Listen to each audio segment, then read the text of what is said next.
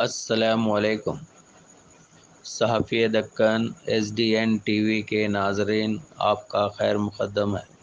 نپور شرما کو فوری گرفتار کیا جائے، بیرسٹر اسدالدین اویسی۔ معطلی آنکھوں میں دھول جھونکنے کے مترادف 55% بیرونی زر مبادلہ خلیج سے حاصل ہوتا ہے۔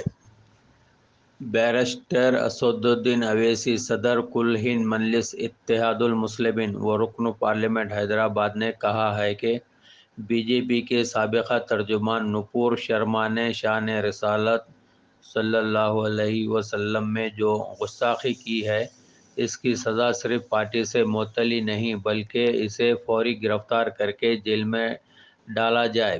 گزشتہ 10 دن سے اس کی گرفتاری اور جیل میں ڈالنے کا مطالبہ کیا جا رہا ہے، لیکن حکومت نے ان کی کوئی بات نہیں سنی اور بھارت میں مختلف مقامات پر اس کے خلاف مقدمات درج ہوئے۔ اس کے باوجود کوئی کارروائی نہیں کی گئی۔ اگر نپور شرما کو فوری گرفتار کیا جاتا تو کانپور اور دیگر مقامات پر احتجاج نہیں ہوتا اور احتجاج کرنے والوں کے خلاف پولیس قومی سلامتی ایکٹ کا استعمال نہیں کرتی۔ اب بیرونی ممالک کے سخت رد عمل کے بعد حکومت ہوش میں آئی ہے۔ پارٹی نے اسے جو معطل کر دیا ہے وہ صرف آنکھوں میں دھول جھونکنے کے مترادف ہے۔ بی جے پی نے جب اسے معطل کر کے اپنی غلطی مان لی ہے تو حکومت کو چاہیے کہ وہ کانپور میں 35 افراد کو نپور شرما کے خلاف احتجاج پر NS سے تحت گرفتار کر چکی ہے، ان پر مذکورہ قانون برخاست کر کے فوری رہا کرے۔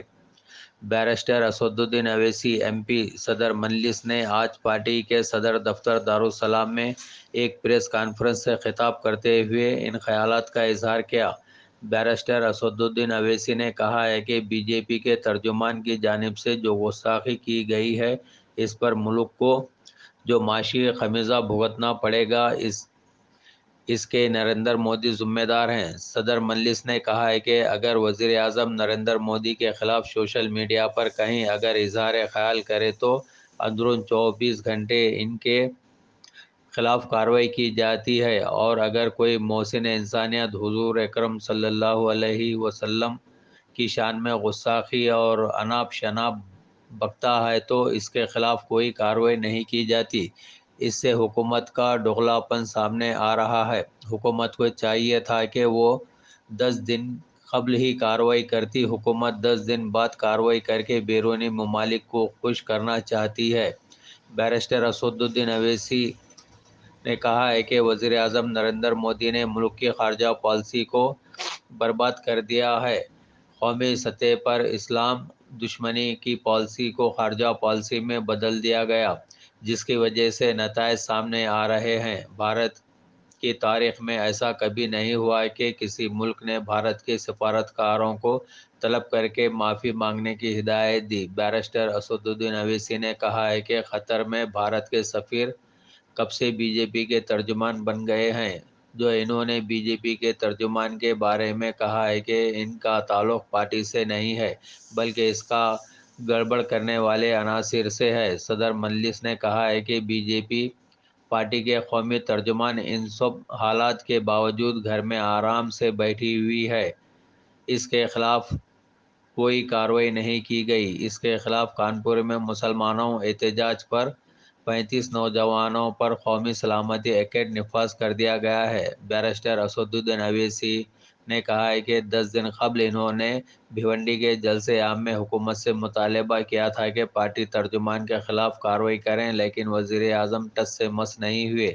10 دن بعد خلیجی ممالک میں جب مسئلہ حد سے زیادہ سنگین ہو گیا تب بحالت مجبوری وزیر اعظم نے قومی ترجمان کے خلاف کارروائی کر کے اسے معطل کیا۔ بیرسٹر اسدالدین اویسی نے بھارت کو بیرونی ممالک سے جو جملہ غیر ملکی زر مبادلہ موصول ہوتا ہے، اس کا 55% خلیجی ممالک سے حاصل ہوتا ہے۔ انہوں نے بتایا کہ متحدہ عرب امارات UAE میں 34.20 لاکھ ہندوستانی، سعودی عرب میں 35 لاکھ، کویت میں 10.29 لاکھ، عمان میں 7 لاکھ، قطر میں 7.5 لاکھ، نیپال میں 5 لاکھ، برطانیہ میں 3 لاکھ، سنگاپور میں 3.5 لاکھ، بحرین میں 3.23 لاکھ ہندوستانی مقیم ہیں، اور غیر مقیم ہندوستانی سر فہرست ممالک میں 6 خلیجی ممالک شامل ہیں۔ اگر ان خلیجی ممالک میں ہندوستانیوں کے خلاف دشمنی بڑھ جائے تو اور تشدد شروع ہو جائے تو اس کا ذمہ دار کون ہوگا؟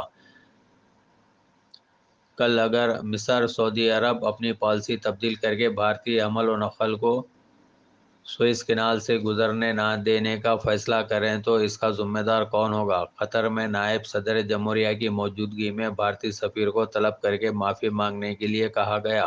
وزیر اعظم: اگر پہلے ہی کارروائی کرتے تو آج اس طرح سے ہماری بے عزتی نہیں ہوتی۔ سعودی عرب میں پٹرول $2 فی بیرل کی قیمت ہے، صرف بھارت کے لیے $6 کر دی گئی اور امریکہ کو $2 میں ہی فروخت کر رہا ہے۔ یہ خارجہ پالیسی کی سراسر ناکامی ہے۔ امریکہ نے مذہبی آزادی کی رپورٹ جاری کر دی اور گزشتہ 3 برسوں سے مسلسل بھارت کو باعث فکر ممالک میں شامل کر دیا ہے۔ بھارت میں جو کچھ ہو رہا ہے اس سے تمام دنیا واقف ہے۔ بیرسٹر اویسی نے اس مسئلے پر نام نہاد سیکولر جماعتوں کی خاموشی پر بھی شدید تنقید کی اور کہا ہے کہ ان سیکولر جماعتوں کے منہ میں بھی دہی جم گیا تھا، کسی نے اس پر اظہار خیال نہیں کیا۔ کل سے جب مسئلہ عالمی سطح پر خراب ہو گیا تب نام نہاد سیکولر جماعتیں حرکت میں آ گئی ہیں۔